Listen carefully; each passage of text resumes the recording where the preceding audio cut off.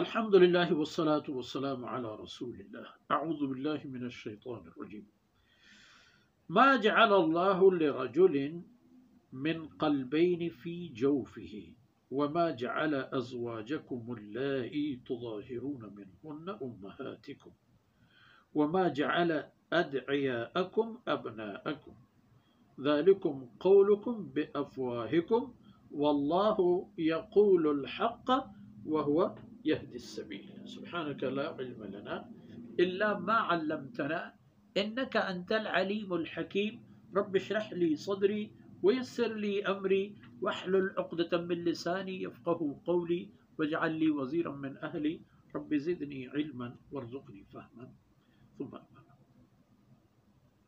گرامی قدر بھائیوں بہنوں اور پیارے بچوں، چند معاشرتی آداب اور قوانین. ایک بات یہ سمجھ لو، ما جعل اللہ لرجل من قلبین فی جوفہ، اللہ نے ایسا کوئی انسان پیدا نہیں فرمایا کہ جس کے سینے میں دو دل ہوں، ایک میں وہ کفر کو وسا لے اور ایک میں ایمان کو وسا لے. ایک دل، ایک دھڑکن، تو اس دل کی دھڑکنیں ایک ذات کے لیے وابستہ اور متعلق ہو جائیں، اور وہ ہے اللہ اور اس کے رسول کی اطاعت میں.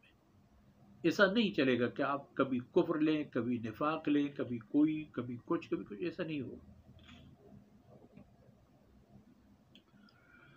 یہ ایک بات.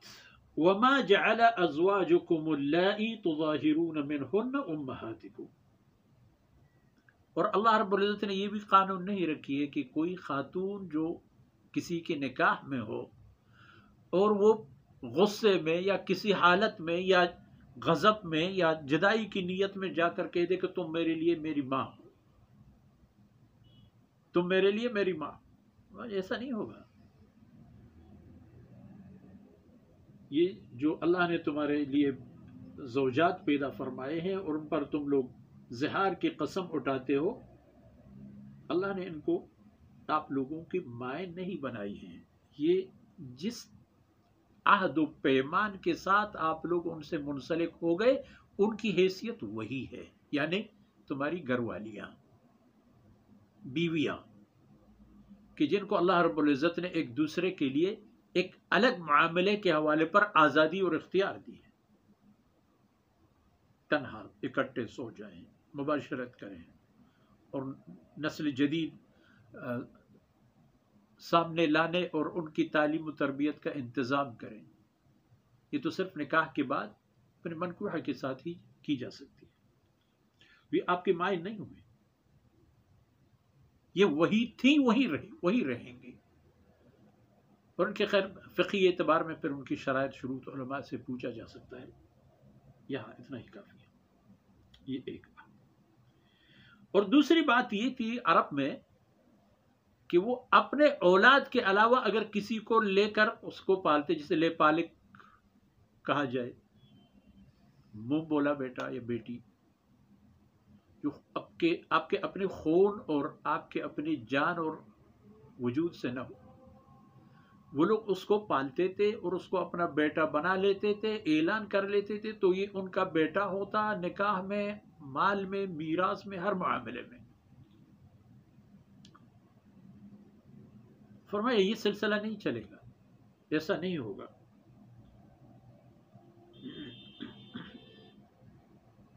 مسئلہ یہ ہوگا کہ یہ آپ کے اولاد نہیں ہیں. وما جعل ادعیاءکم ابناءکم، یہ منہ بولے بیٹوں کو جو تم بیٹے بولتے اور بناتے ہو، یہ آپ کے سگے بیٹے نہیں ہیں، اور ان کے ساتھ سلوک بھی ویسا نہیں ہوگا. آپ کے مال میں، آپ کے میراث میں، آپ کے حجاب و پردہ میں، ان تمام معاملات میں فرق آ جائے گا. ہاں پھر یہ بات جو یہ میرا بیٹا ہے، وہ بھی میرا بیٹا ہے، فلاں فلاں، ذالکم قولکم بافواہکم، یہ تمہاری منہ بولی باتیں ہیں، بس خود بتا دیتے ہو.